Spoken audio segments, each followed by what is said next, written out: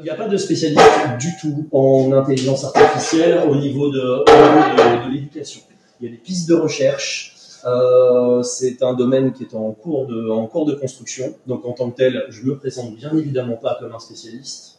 Je vais vous donner des versions simplifiées de tout un tas de choses. Il est fort probable que sur le fond, je fasse des erreurs, tout simplement parce que ça reste encore très très foisonnant et qu'on n'est pas hyper en place personne. Je vais essayer de faire une présentation qui soit un minimum divertissante, mais ça reste très foisonnant. Il y a plein d'informations qui vont venir. Il faut s'y attendre. C'est dû en bonne partie à un élément qui est lié à la volatilité en fait des IA. Parce qu'il y a plein d'IA qui se créent, il y a plein d'IA qui étaient gratuites, qui deviennent payantes, des choses qui sont utilisables, des choses qui sont recommandées, des choses qui ne sont plus recommandées, etc. Il y a ChatGPT 3.5 qui est passé à ChatGPT 4o la semaine dernière, ce qui du coup, moi, m'a ouvert des perspectives sur des choses que je cherchais. Mais voilà, en fait, tout est très mouvant, donc voilà. Le plan de la petite présentation, c'est ChatGPT qui l'a fait à la base, sauf qu'en fait, c'est pas adapté, tout simplement parce que le sujet est beaucoup trop rhizomique pour pouvoir le faire d'une façon linéaire. Mais voilà, je me suis dit qu'on allait adapter la chose, donc c'est un peu, je trouve ça un peu confus, mais c'est ChatGPT qui a fait, respect. Voilà. La question qu'on peut se poser, c'est qu'est-ce que je fais là, en fait, enfin, pourquoi est-ce que je me permets de vous faire cette présentation. Donc du coup, il y a la petite citation qui marche très bien pour les intelligences artificielles, mais qui marche aussi pour les humains. Ça parle d'égotisme à la fin. Je suis désolé, je vais faire une petite parenthèse un tout petit peu égotiste. Mais comme ça va justifier ma présence. Donc, des séquences sur les intelligences artificielles, j'en ai fait un certain nombre avec les chapistes, spécifiquement sur les intelligences artificielles. J'utilise les intelligences artificielles en cours d'art pratique. Donc ça fait grosso modo un an que je tourne autour. J'ai sorti plusieurs articles sur le site académique d'art plastique sur ce domaine-là. Il se trouve qu'il y a certains de mes articles qui ont été repris dans la lettre du SCOL et dans la lettre des GAN, donc des interlocuteurs aux affaires numériques, donc au niveau académique et national. Et à la rentrée prochaine, je ferai partie des trames dont le sujet est les IA et l'éducation.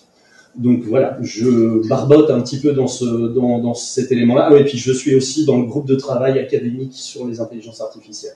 Donc je suis pas spécialiste, mais j'en entends beaucoup parler. Du coup, j'ai des ressources qui peuvent éventuellement être intéressantes pour vous. Je me suis spécialisé dans les erreurs des intelligences artificielles. L'exploitation des erreurs des intelligences artificielles, je pense vraiment que c'est cet élément-là qui est intéressant. C'est pour ça que c'est cette période-là qui est hyper stimulante, parce que les intelligences artificielles font plein d'erreurs, et c'est ça qui est source d'éducation, source de créativité, etc. Quand elles seront parfaites, si jamais ça arrive, ce sera beaucoup moins intéressant. Là, on est vraiment sur une charnière, et c'est ça qui fait que c'est très chouette à mon avis. Alors, première étape, on est obligé de passer par là.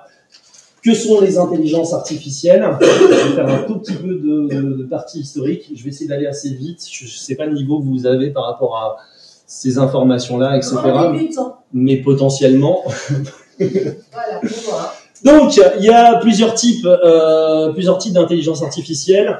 La première génération, grosso modo, qui vient des travaux d'Alan Turing. Donc, grosso modo, c'est les IA logiques et qui potentiellement sont devenues analytiques un petit peu plus tard. Ces IA-là, elles sont utilisées au quotidien, on les utilise tous, même si on ne peut pas forcément les pointer. Les correcteurs automatiques sur vos téléphones portables, ce sont des IA. L'écriture intuitive, la publicité ciblée, ce sont des IA aussi. La dimension statistique est utilisée dans tous les domaines d'activité professionnelle, sachant que ceux qui sont le plus en pointe, ça c'est rigolo, c'est l'armée, l'industrie pétrolière, la bourse, la publicité, et le truc interdit au moins de 18 ans, donc quasiment pour tous les domaines. Quand c'était le cinéma, c'était le cas aussi, donc c'est assez intéressant. Il y a des choses qui sont quand même intéressantes directement. La médecine, avec les diagnostics assistés par IA, le système des assurances, la police. Oui et non, puisque du coup la police prédictive, elle a été interdite aux États-Unis la semaine dernière. Donc utiliser la police en tant que dans quel quartier je vais aller, à quel moment de la journée, etc., pour savoir où est-ce que je fais des descentes et tout ça. Ça a été interdit la semaine dernière aux États-Unis. Le sport, il y a plein de choses qui sont super intéressantes sur les performances, etc. Il y a plein de trucs qui sont très très chouettes. Ce qui a fait le gros focus sur les intelligences artificielles, c'est pas ce premier type-là, c'est ce qu'on appelle les intelligences artificielles génératives. Génératives, c'est-à-dire que du coup, elles vont produire du contenu. Alors, bien évidemment, elles ont une base analytique, mais c'est la partie production qui nous intéresse.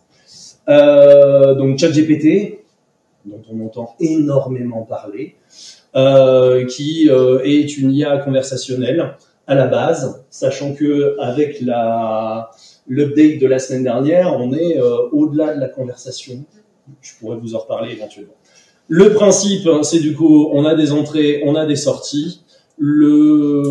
Alors, au niveau des sorties, ce qui nous intéresse directement, c'est qu'on peut avoir des sorties sous forme de texte, sous forme de programme, sous forme d'image, sous forme de diaporama, sous forme d'audio, sous forme de vidéo, etc., etc., etc. Il y a énormément de choses par rapport à ça. Voiture automatique, analyse de la circulation, une vidéo qui est produite par une IA. On rentre un prompt et ça va nous sortir ça, un nounours qui fait la vaisselle, avec tout un tas de défauts, mais en plissant les yeux, en regardant très vite, ça fonctionne quand même très bien. Hop là. Le fonctionnement, très vite. Ça, normalement, il y a ceux qui sont là depuis longtemps dans l'établissement, ça doit vous dire un truc. En 2018, si je dis pas de bêtises, je vous avais déjà présenté une image réalisée par Google Deep Dream. En fait, ça, c'est la préhistoire des générations d'images des intelligences artificielles. Le principe, si je l'ai remis, c'est qu'il est intéressant. On donne, à l'époque, 2018, on donne une image ou une vidéo à une intelligence artificielle et on lui dit qu'est-ce que tu reconnais là-dedans. Dès que tu reconnais quelque chose, tu amplifies cette reconnaissance. Ce qui explique du coup qu'à l'intérieur de la pizza, on va se retrouver avec des têtes de chiens, des têtes de chats, etc. Pourquoi des têtes de chiens et des têtes de chats? Parce qu'en fait, les intelligences artificielles sont purement conditionnées par les banques de données qu'on va leur donner à manger et qui vont ressortir. L'intelligence artificielle, ce n'est pas intelligent. Petite conférence de Cédric Villani qui est très chouette. Je vous filerai le diapo. Vous pourrez du coup aller faire fouiller dedans si vous voulez.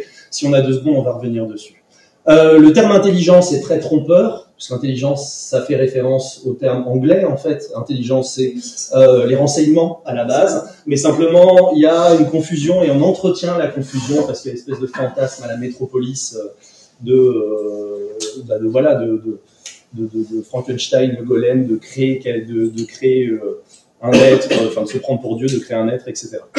La question artificielle, c'est une vraie question aussi. Qu'est-ce qui est artificiel à partir du moment où il donne à manger quelque chose de naturel? Est-ce que c'est vraiment artificiel ou pas? Je rentre pas trop dans les détails. Je vous parlais des banques de données tout à l'heure. Alors, les banques de données, de toute façon, ce sont des boîtes noires. C'est-à-dire que les entreprises, à quelques exceptions près, les entreprises qui mettent à disposition les intelligences artificielles ne publient pas du tout d'où proviennent les données qu'ils utilisent. Il y a des choses assez anciennes dont on est sûr. Il y a les CAPTCHA, vous savez, mais une image, s'il y a un feu rouge, ceci n'est pas un robot, etc. Quand on cliquait sur les CAPTCHA, en fait, on était en train de nourrir des intelligences artificielles, enfin des banques de données qui allaient devenir des intelligences artificielles. On n'en avait pas conscience, mais c'était le cas. Les réseaux sociaux, à partir du moment où on a une image avec un titre, c'est réutilisé. X, Instagram, etc. On est en train de nourrir des banques de données gratuitement, énormément. On a aussi des phénomènes qui sont relativement tristes. Je ne sais pas si vous avez déjà vu, mais il y a les fermes à clics. Pays d'Asie du Sud-Est, pays d'Afrique. Une personne par box, avec devant elle une 50aine de téléphones portables. Sur les téléphones portables, on leur présente des images et il faut que toute la journée, 12 heures par jour, ils cliquent sur ceci est un feu rouge, ceci est un feu vert, ou ceci est une voiture, ceci est un cheval. Donc ça, il y a une réalité derrière ça qui est assez triste, mais il faut en avoir conscience. Ces banques de données, du coup, il y a des limitations concrètes dans l'utilisation, par exemple par rapport à la langue. Il y a certaines banques de données qui n'utilisent que l'anglais. il y en a d'autres qui comprennent le français. Assez souvent, quand les intelligences artificielles comprennent le français, c'est qu'on les a nourries avec du français, et sans aucun doute en moins grande quantité que si c'était en anglais. Ce qui du coup pose ce petit souci, mais qui est très intéressant parce que quand on a affaire de la traduction, du coup c'est très chouette pour les élèves. On peut aussi se retrouver avec des problématiques de filigrane qui sont présents sur les images, etc. etc. Je rentre dans le détail du fonctionnement, les algorithmes de deep learning. C'est pas la peine. Ok, donc réseau récursif de neurones, on donne, ça, on a un retour, ça revient à l'origine, etc. C'est un aller-retour, hein, c'est ça qui fait le principe. Un petit élément quand même, parce que moi ça me fait kiffer. On a un système de boîte noire à l'intérieur des IA. C'est-à-dire que même les spécialistes, etc., ne savent pas exactement de quelle manière est-ce que cet endroit-là est identifié par l'intelligence artificielle comme étant une tête de chien. On ne sait pas comment est-ce que c'est possible. Il y a un deuxième élément, on sait comment est-ce que c'est possible, mais on ne sait pas quel est le processus précis pour chaque occurrence. Un deuxième élément que je trouve très intéressant, c'est qu'en fait, tout est extrêmement contrôlé à l'entrée et à la sortie, mais entre les deux, on est obligé d'injecter de l'aléatoire. Donc les intelligences artificielles gèrent du hasard, et je trouve ça assez impressionnant. Au niveau de l'efficacité, il y a une relativité de l'efficacité des intelligences artificielles. Il y a, grosso modo, pour se faire une bonne idée de ça, c'est la météo. La météo, grosso modo, c'est un système d'IA. On n'est jamais sûr à 100% de la météo. Pour les intelligences artificielles, quel que soit le type, il y a toujours ce petit delta, cette petite incertitude. Et ça peut être exploité ou pas, à voir. Par contre, assez souvent, on a du coup bien que ce soit limité maintenant, on a des réponses systématiques, ce qui veut donc dire que les IA, ChatGPT, SARD, etc., quand ils ne savent pas, ils ont tendance à raconter du pipeau. Ce qui du coup pose un problème, ou alors est un ressort d'éducation super intéressant. Je vous l'ai dit, la cytographie est totalement impossible, étant donné que c'est beaucoup trop volatile. Ça apparaît, ça disparaît, ça devient privé, ça devient public, etc. C'est très compliqué.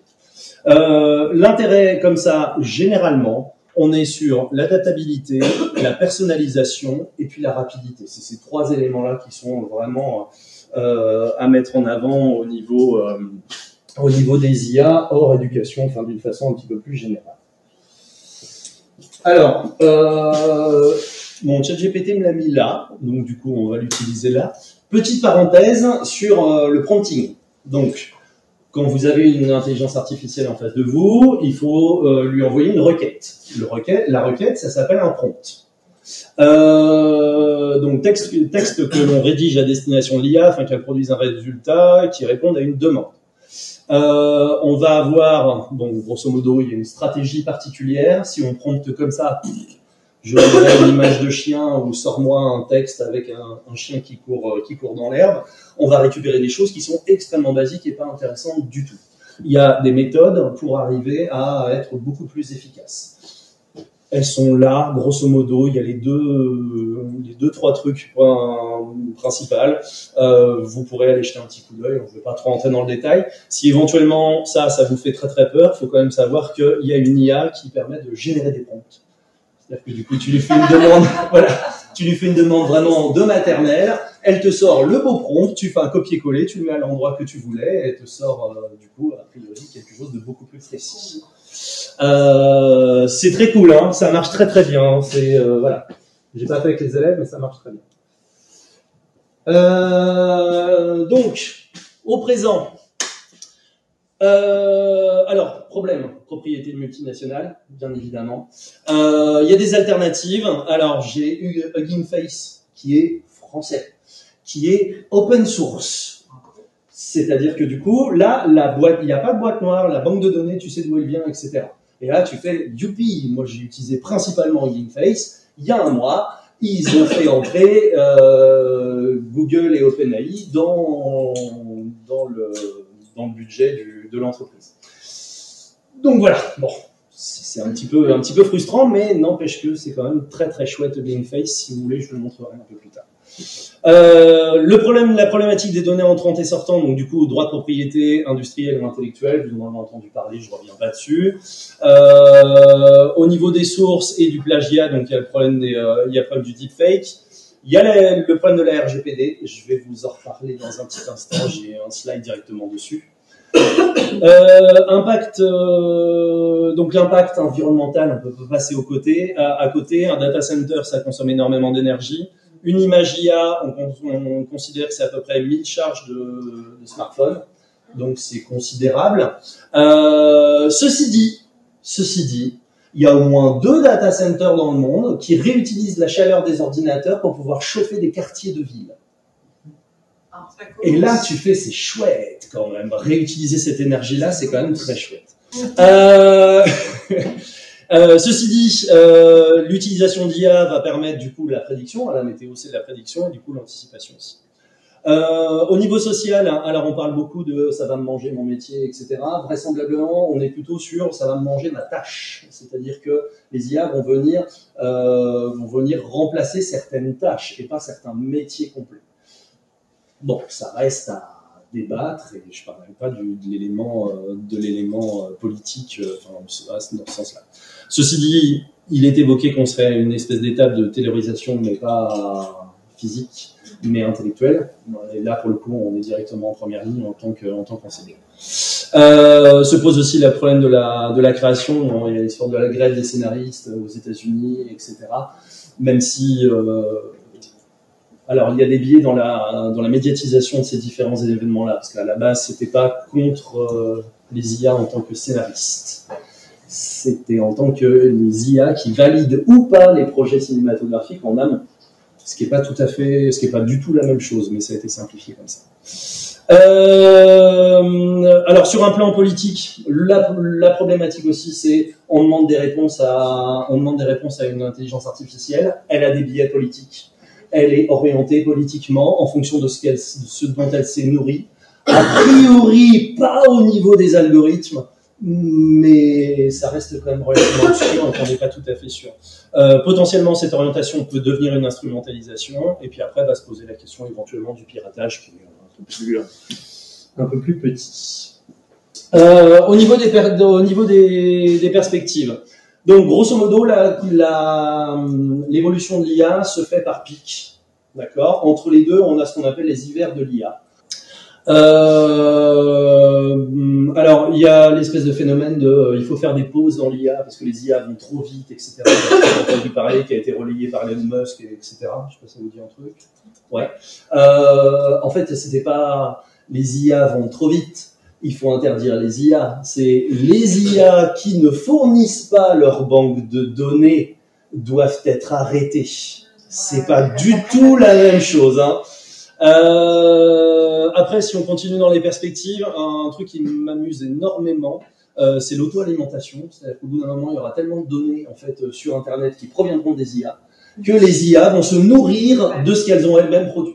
Ce qui du coup va créer une espèce de boucle que je trouve très intéressante, une espèce de mise en abîme très cool.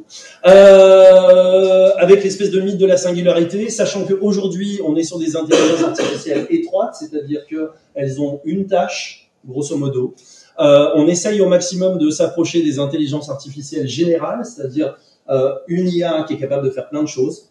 La dernière version de ChatGPT, on est en train d'aller vraiment là-dedans, on se rapproche très très fort. Et puis après, il y a la super intelligence artificielle, et là pour le coup, ça voudrait dire conscience. Et on n'y est pas du tout. Ce qui est sûr, c'est que l'omniprésence des IA, c'est le cas dans notre vie personnelle et professionnelle, ça va le devenir. On est grosso modo sur 2 axes principaux, l'assistance avec l'adaptabilité et l'optimisation. Donc, on rentre un peu plus dans le vif du sujet. Un peu là. Donc, cadrage institutionnel et expérimentation. Donc, je vous ai dit, il y a différents, enfin, c'est en train de fleurir de partout. Les IA, c'est les sujets des différents groupes de travail de l'année prochaine dans les différentes disciplines. Ça tourne autour des IA.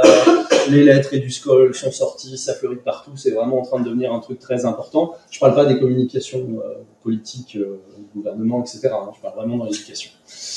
Rapport de la commission d'intelligence artificielle. À court terme, il est crucial d'encourager et sécuriser l'utilisation des IA par les enseignants dans la préparation et l'organisation de leurs cours, mais aussi aider les élèves à utiliser intelligemment l'IA dans leur apprentissage, ce que Félix ne sait pas faire.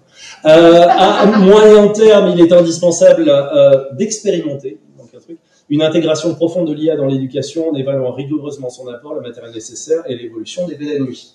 Ça va arriver, le but c'est qu'on se le prenne pas en pleine face et qu'on arrive à négocier tout ça au mieux. Ça, je vous en ai parlé. Donc, il y a des initiatives dans l'ensemble des disciplines, potentiellement en art plastique beaucoup. Bref, j'aurai l'occasion de vous en reparler éventuellement.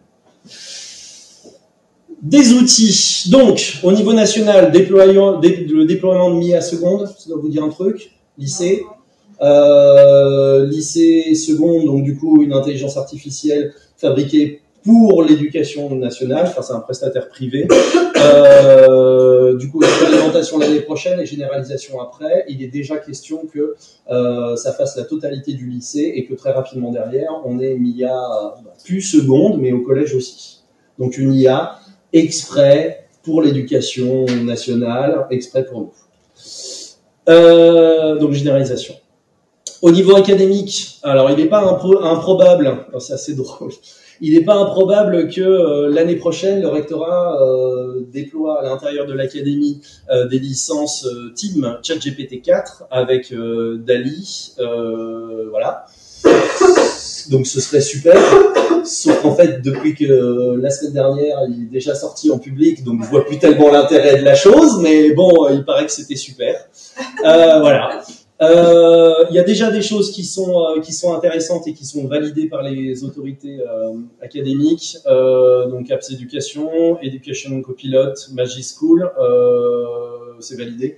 Et autrement, WooFlash qui est hyper à la mode. Et si j'ai le temps, je vais vous montrer un petit exemple. Des expérimentations, alors il y a plein de problèmes. IA générative gratuite, parce qu'on ne va pas commencer à payer. Le problème de la volatilité, moi ça m'est arrivé en classe avec les chapistes.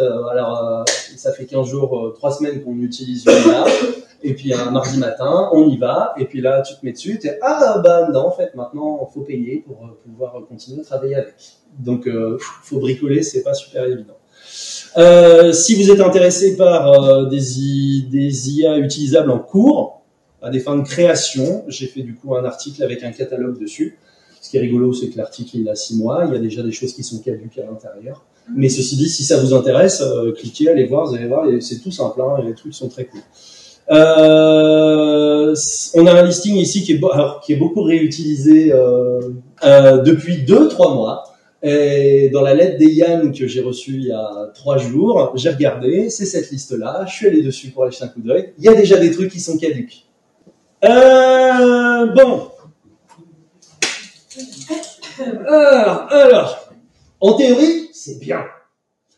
Sauf qu'en fait, ça limite quand même énormément et, mea culpa, j'ai fait plein de trucs par RGPD avant que la directive sorte. Donc voilà, les élèves, non, donc ça c'est extrait directement de l'application normalement des IA, voilà. Et on va continuer de le faire. Les élèves doivent travailler sur des outils numériques RGPD, bénéficier d'une campagne de sensibilisation afin de les responsabiliser sur ces usages. Majorité numérique est de 15 ans. Je sais pas. Suivant l'âge, les élèves ne mesurent pas l'impact de ce qui peut être récupéré. Cadre juridique protecteur pour les données de l'élève. Certains outils ne sont pas respectueux des droits d'auteur. Le cadre RGPD doit comporter le contrat de sous-traitance et blablabla et blablabla. Bref, ça limite énormément et grosso modo, si c'est appliqué, il y a un moment pour utiliser que les IA de l'éducation nationale, faut pas se voiler la face. J'ai demandé à ChatGPT des pistes pour le lien entre, l'intérêt de l'éducation, des IA dans l'éducation. Alors, système de recommandation personnalisé, oui. Tutoriel intelligent, oui. Évaluation automatisée, bon. Bof, mais enfin oui, dans le principe oui, c'est tout à fait possible.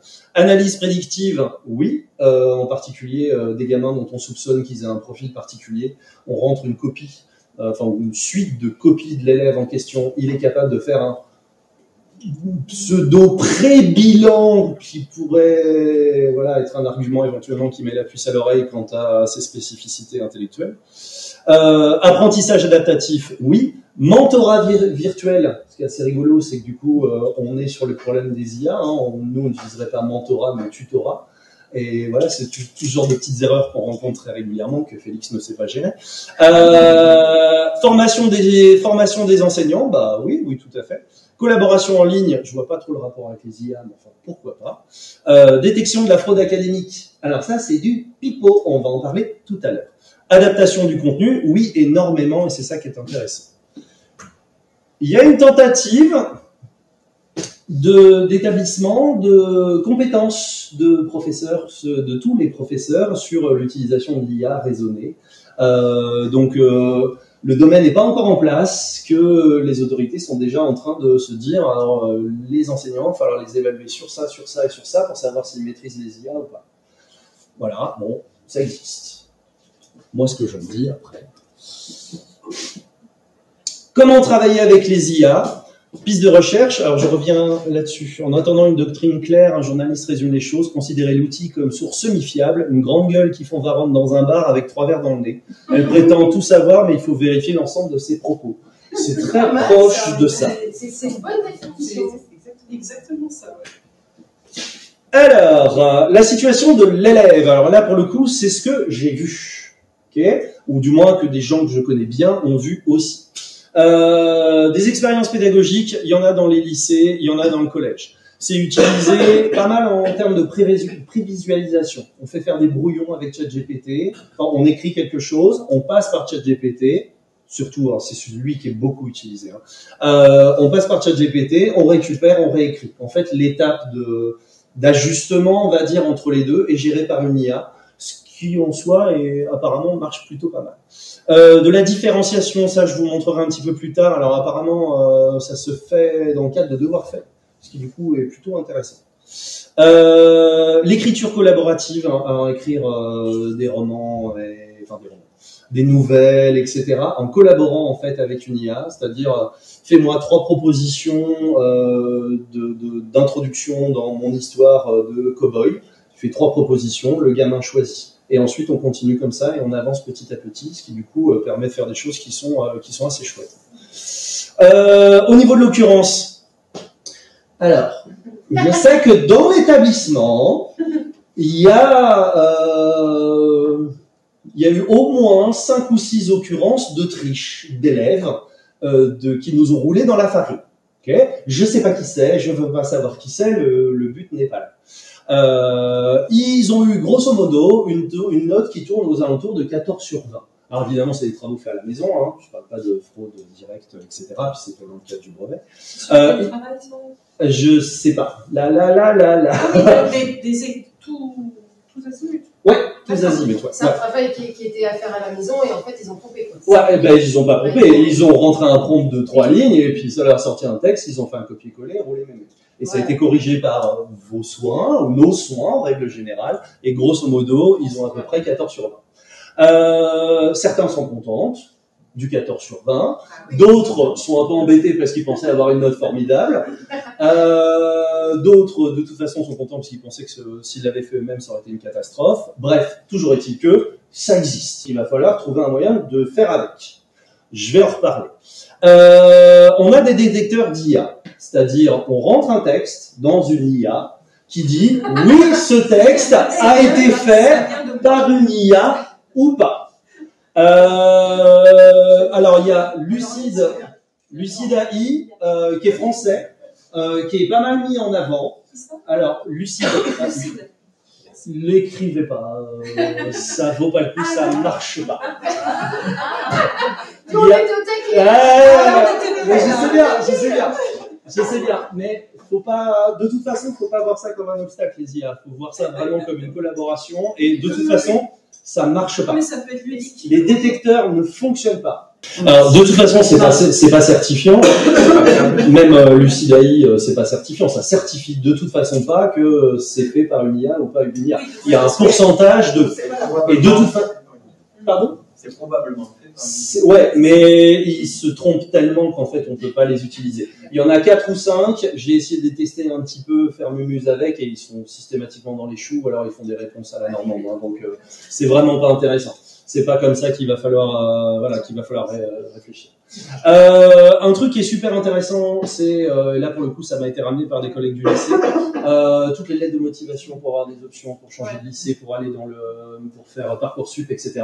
Les lettres de motif, tous les gamins, ils les font avec des IA et ils ont raison. Parce que de toute façon, les établissements supérieurs, ils en reçoivent des piles entières, bien évidemment qu'ils les lisent pas, quoi. Donc ils ont raison, ça sert à rien. Potentiellement, il faudrait retirer les lettres de motivation. Et du coup, ça met des pistes sur... on va peut-être retirer des trucs parce que de toute façon, on ne peut pas lutter. Mais ce n'est que mon point de vue. On va en reparler. Petite expérience avec une élève de 3e, ma foi, super intéressante. Une élève de 3e qui travaille sur la corruption de l'arbitre pour le match de rugby France-Afrique du Sud en 3e cette année avec WAM.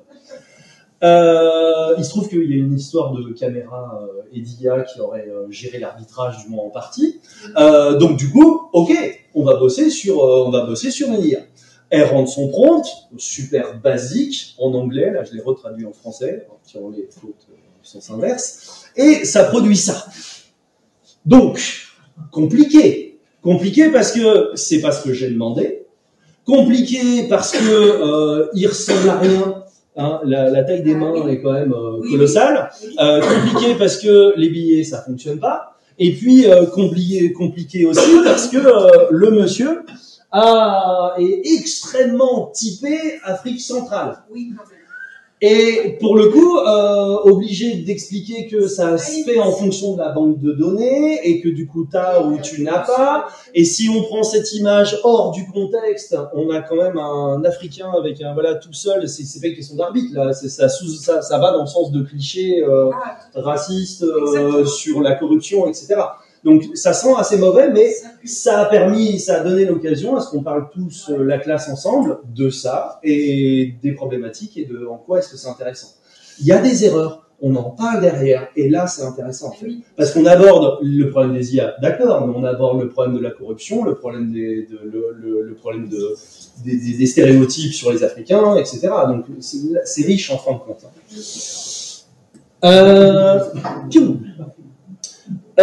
Alors pour le coup, ça c'est ce que j'ai fait directement. Il y a des choses qui sont intéressantes aussi dans ce sens-là. Voilà. Donc la stéréotypie, c'est quelque chose qu'on a vu ensemble avec les élèves. Donc tout ça, c'est avec les chapistes. Hein. Donc pour le coup, c'est hyper intéressant parce que tout ce qui est produit par les IA est hyper stéréotypé, tout simplement parce que c'est le produit d'une moyenne des banques de données. Donc forcément, c'est pas original. Hein. Ensuite, on est obligé d'avoir une certaine forme de distance critique par rapport à tout ça, évidemment, parce que grosso modo, le fonctionnement, c'est des espèces de sophismes en fait à l'intérieur des IA. Ça plus ça fait ça. Donc même si la réflexion entre les deux, vous avez compris quoi. Les erreurs, bon, le scénario, il y a des méthodes particulières.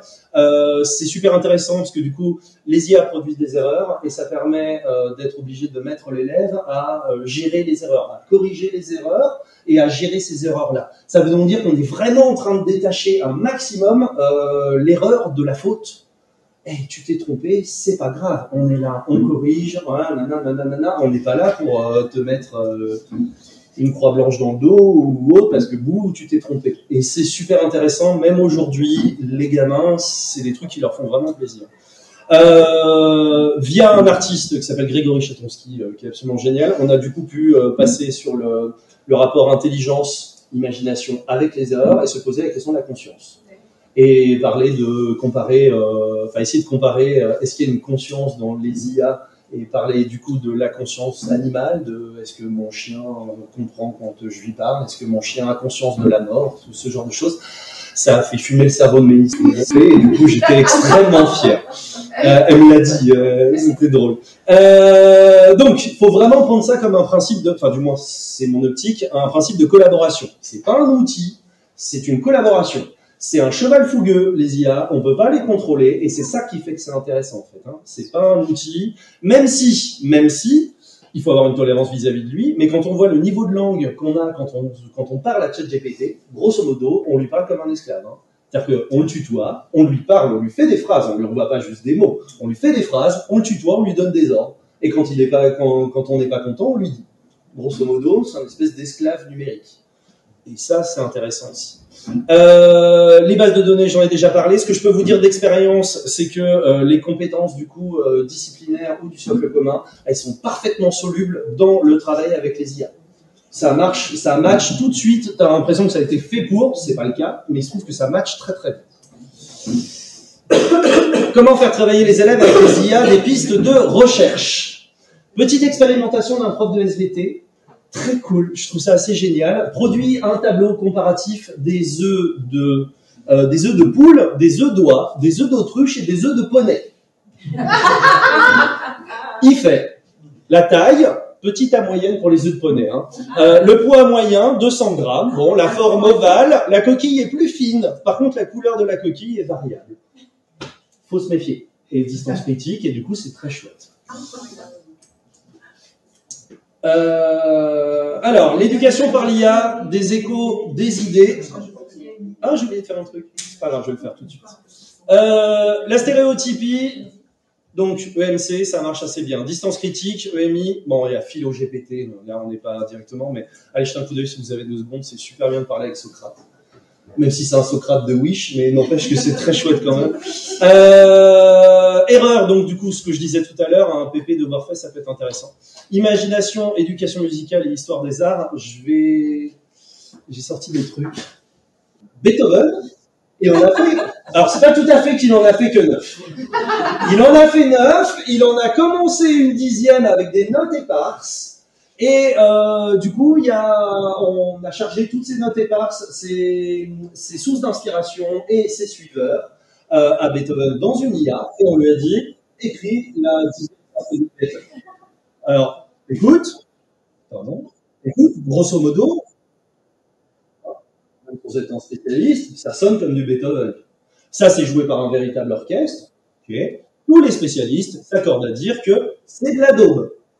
Mais n'empêche que ça sonne comme du Beethoven. C'est-à-dire que là, pour le coup, on peut fantasmer sur la continuité de quelque chose. Attends, c'est pas tout. Ça, c'est la première étape. La deuxième étape, je l'ai découvert il y a 2 jours. Alors, le son, c'est pas fou. Voilà. Là, pour le coup, c'est juste que tu dis à une IA, fais-moi un morceau, invente les paroles, invente le texte, invente la musique. Et donc, du coup, ça s'appelle Suno. On peut faire n'importe quel style de musique. J'ai passé l'après-midi à écouter ça hier en préparant mon truc. Bon, c'est nul. Hein. C'est pas ma cam et puis c'est de la soupe. Mais c'est impressionnant. Tu rentres une phrase. Et il n'y a aucun morceau qui sont identiques. Hein. C'est vraiment hyper performant. Je sais plus où j'étais là. Hop là. Protocole expérimental. Du coup, on peut travailler sur les protocoles directement avec les IA. Il y a des IA qui sont spécifiquement faites là-dessus. La programmation en programmation informatique. Hein. Création. Alors, il y a des trucs sur la BD. Moi, je commence à bosser dessus avec des liens entre le français et la BD et les IA qui sont très cool. L'analyse. Alors là, c'est plutôt les IA analytiques. Du coup, hein, analyser des données, etc. Travailler sous contrainte, apparemment ça se fait beaucoup en français, mais il y a des profs qui le font avec les IA. Voilà. Les évaluations, alors là je suis en contact direct avec quelqu'un qui essaie de faire fabriquer les évaluations, donc une prof d'histoire géo, qui du coup fait des évaluations directement avec plusieurs IA combinées. Ça marche pas bien, mais c'est intéressant, c'est super intéressant. Donc, éducation par l'IA, précaution. Donc, il y a la question des apprentissages, c'est ce que je disais tout à l'heure. Est-ce que aujourd'hui, on peut encore, alors vous allez me dire, ça dépend de l'âge, c'est plus un truc de lycée, etc. Mais est-ce qu'aujourd'hui, notre rôle, c'est encore de mettre du savoir dans la tête des élèves?